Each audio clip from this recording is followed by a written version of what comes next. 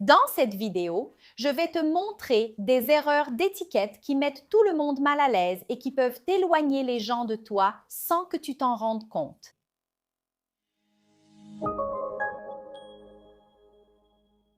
Bonjour, je suis Juliana Santiago et ici, je t'aide à améliorer ton image, ta posture et l'impression que tu transmets au quotidien. Et dans la vidéo d'aujourd'hui, je vais te montrer des attitudes et des comportements courants du quotidien, mais qui provoquent un malaise immédiat chez la personne en face de toi.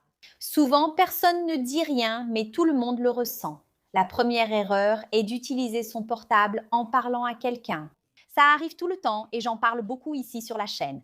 La personne est là en train de discuter, d'expliquer quelque chose, de raconter une histoire. Et tu prends ton téléphone, tu réponds à un message, tu jettes un coup d'œil rapide, même si ce n'est que pour une seconde. Le message que ça envoie, c'est que le téléphone est plus important que la conversation que tu es en train d'avoir avec la personne. Au travail, lors de rencontres sociales, en famille, cela crée un malaise immédiat. Si tu ne peux pas accorder ton attention à ce moment-là, le plus élégant est de signaler ta présence. C'est l'une des façons les plus fortes de répondre. La deuxième erreur est d'interrompre quelqu'un alors que l'autre personne parle encore. Beaucoup de gens font cela sans s'en rendre compte, par anxiété, par excitation ou par envie de répondre tout de suite. Mais interrompre communique de la précipitation, un manque d'écoute et, souvent, une dévalorisation de ce que l'autre est en train de dire. Au quotidien, cela arrive souvent lors de réunions, dans des conversations de groupe ou quand quelqu'un explique quelque chose calmement et se fait interrompre en plein milieu de la phrase. Quoi? La troisième erreur est quelque chose que certaines personnes commettent et qui peut vraiment déranger l'autre personne. C'est de bouger la bouche en suivant les paroles de l'autre, comme si vous répétiez mentalement ce que l'autre personne dit. Cela peut être involontaire, mais cela provoque beaucoup de gêne. La personne qui parle a l'impression d'être imitée, trop observée ou même jugée lors de conversations rapprochées. Cela attire beaucoup l'attention et brise complètement le flux de la communication. L'élégance réside aussi dans les petits contrôles que vous exercez sur votre corps. Il est donc important d'y prêter attention. La quatrième erreur est d'essayer de terminer la phrase de l'autre personne. Beaucoup de personnes font cela en pensant qu'elles montrent de la connexion, de l'attention ou même de l'intimité, mais l'effet est souvent exactement l'inverse. Lorsque vous terminez la phrase de l'autre, la sensation qui reste est celle de précipitation, d'interruption ou même de gêne. Cela arrive souvent lorsque quelqu'un est en train de réfléchir, d'organiser ses idées, de choisir ses mots ou de dire quelque chose de plus délicat dans la vie quotidienne. Cela se produit au travail, lorsque quelqu'un explique un point important et qu'il est interrompu au milieu de son idée ou dans des conversations personnelles. Lorsque la personne essaie de comprendre ce qu'elle ressent et que quelqu'un termine sa phrase à sa place, même si l'intention est d'aider, ce geste prive l'autre du temps nécessaire pour s'exprimer et cela crée de l'embarras. Donner du temps à l'autre personne, c'est aussi du respect. Se taire pendant quelques minutes, attendre que la phrase se termine, c'est une façon très élégante de montrer de l'attention à une autre personne. La cinquième erreur est extrêmement maladroite. C'est de poser des questions intrusives, des questions comme « Êtes-vous enceinte? Combien gagnez-vous? Voulez-vous avoir un autre enfant? Combien cela a-t-il coûté? D'où cela vient-il ?» Vraiment, lorsqu'elles sont posées avec un ton de curiosité, ces questions dépassent les limites importantes de la vie privée de l'autre personne au quotidien. Cela arrive tout le temps, lors des déjeuners de famille, lors de rencontres sociales, avec des amis, au travail ou même avec quelqu'un que vous venez de rencontrer. La personne est prise au dépourvu et se retrouve dans une situation inconfortable, comme si elle devait se justifier, s'expliquer ou répondre à quelque chose qu'elle n'a pas envie de partager. Bien souvent, la personne qui pose la question ne se rend même pas compte de l'impact, mais celle qui choisit d'écouter n'oublie que très rarement. L'élégance, c'est savoir que tout n'a pas besoin d'être demandé et qu'il est important de respecter l'autre.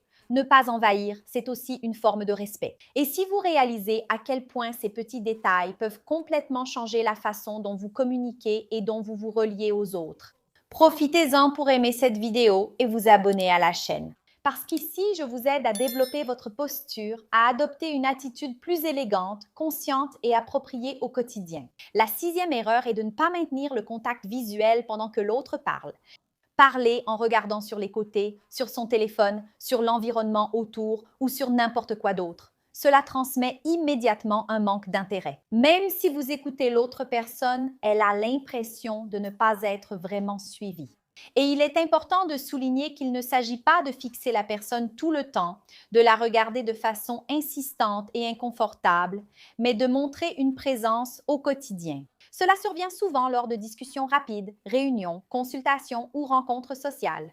La personne est là en train de dire quelque chose d'important et celle qui écoute détourne le regard tout le temps, comme si elle cherchait quelque chose de plus intéressant autour. Un contact visuel équilibré crée de la connexion, génère de la confiance et fait en sorte que l'autre se sente écouté et respecté. Parfois, rien que cela change complètement la qualité de la conversation que vous avez avec l'autre.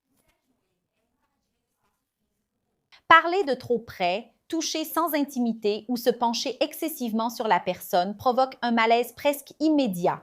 Cela arrive dans des situations très courantes du quotidien, lors de conversations debout, dans les files d'attente, sur le lieu de travail ou même lors de rencontres sociales. Parfois, la personne s'approche trop pour parler, pose la main sur le bras de l'autre, sur l'épaule ou se penche comme si elle avait besoin de l'espace de l'autre personne. Même si l'intention est bonne, l'effet est généralement extrêmement négatif. Chaque personne a une limite d'espace et cette limite doit être respectée, surtout lorsqu'il n'y a pas beaucoup d'intimité. Respecter l'espace physique de l'autre personne est une règle silencieuse, de bonne cohabitation et une démonstration claire de conscience et d'élégance. La 8e erreur est de répondre avec ironie ou sarcasme déguisé en plaisanterie à des phrases comme « calme-toi, ce n'est qu'une blague » dites après un commentaire. Les commentaires inconfortables n'annulent pas l'impact de la phrase qui a été dite, bien au contraire. Ils ont même tendance à aggraver la situation. Cela arrive quand quelqu'un fait un commentaire ironique, une pique, une blague qui expose, rabaisse ou met l'autre mal à l'aise. On remarque que l'ambiance se tend, la personne tente d'apaiser et répète que c'était une blague. Au quotidien, cela se retrouve dans les discussions entre amis, au travail ou lors de réunions sociales. Même avec une personne proche, non. Elle repart avec le sentiment d'un manque de respect. Elle n'a pas la possibilité de réagir parce que toute réponse qu'elle pourrait vous donner peut sembler exagérée. Et, avec le temps, ce type de comportement élimine le respect. Les gens commencent à s'éloigner, à se refermer ou même à éviter des conversations plus profondes. Savoir mesurer le ton de sa voix est une compétence essentielle pour ceux qui veulent transmettre une meilleure image. Et cela, d'ailleurs, c'est l'une des choses que j'enseigne dans mon cours d'étiquette et de bonne manière. Le cours t'aide, depuis la posture jusqu'aux premières impressions. Il aborde la communication appropriée dans différents contextes, la vie en société et aussi l'étiquette à table, pour éviter les situations embarrassantes et transmettre de l'élégance en toutes circonstances et relations. Si tu veux améliorer ton image, gagner en crédibilité, te sentir plus sûr dans ta façon de communiquer et de te comporter, ce cours a vraiment été créé pour toi. Pour en voir plus, il te suffit de pointer ton écran vers le QR code qui apparaît à l'écran ou de cliquer sur le lien qui se trouve ici dans la description. Tu accèdes déjà à notre site et tu consultes les informations pour garantir ta place dès aujourd'hui. Tu peux être sûr que ce type d'apprentissage va transformer ton image et va t'ouvrir des portes aussi bien dans ton cercle social que dans ton milieu professionnel. La 9e erreur, c'est de rester silencieuse trop longtemps après que l'autre ait fini de parler. Sans réaction, sans réponse, sans signe d'écoute, tu vois? Cela laisse la personne dans l'erreur et immédiatement mal à l'aise. Elle commence à se demander si elle a été claire, si elle a dit quelque chose d'inapproprié, si elle en a trop dit ou simplement si ce qu'elle a dit n'était pas important. Cela arrive souvent dans des conversations délicates, lorsque quelqu'un partage quelque chose de personnel et ne reçoit en réponse qu'un silence gênant ou dans des situations professionnelles. Quand une personne pose une question, elle expose une idée et en face, elle ne voit aucune réaction. Même si vous êtes en train de réfléchir, l'autre ne le sait pas. Alors, une réponse simple, un commentaire bref comme « j'ai compris »,« ça a du sens » ou « laisse-moi réfléchir un peu plus à ça ». Cela montre déjà de l'attention, du respect et de la considération envers la personne qui parle. Le silence total, sans aucun signe, n'est presque jamais élégant. Une autre erreur similaire est de toujours répondre de façon vague ou monosyllabique. Vous savez, des réponses comme « ah bon »,« ouais »,« hum ». Elles montrent un manque d'intérêt. Lorsque cela se produit de façon répétée, la conversation perd de son rythme, perd en profondeur et l'autre commence à se sentir découragé. au quotidien. Cela arrive souvent lorsque quelqu'un raconte quelque chose d'important et ne reçoit que des réponses courtes, sans suite. La personne parle, partage, s'implique et de l'autre côté, elle remarque l'intérêt réel, même si vous n'avez pas grand-chose à ajouter. Il s'agit de montrer que vous écoutez. Une simple question ou même une phrase comme « Ah, je comprends ce que tu dis » ou « J'imagine ce que ça a dû être » fait toute la différence. Cela change complètement la dynamique de la conversation. Il ne s'agit pas de beaucoup parler, il s'agit de montrer sa présence. Une communication élégante, c'est aussi savoir répondre de manière au moins un peu impliquée et respectueuse. Et si tu remarques que, bien souvent, les gens se sentent mal à l'aise, non pas à cause de ce que tu dis, mais à cause de la façon dont tu réponds.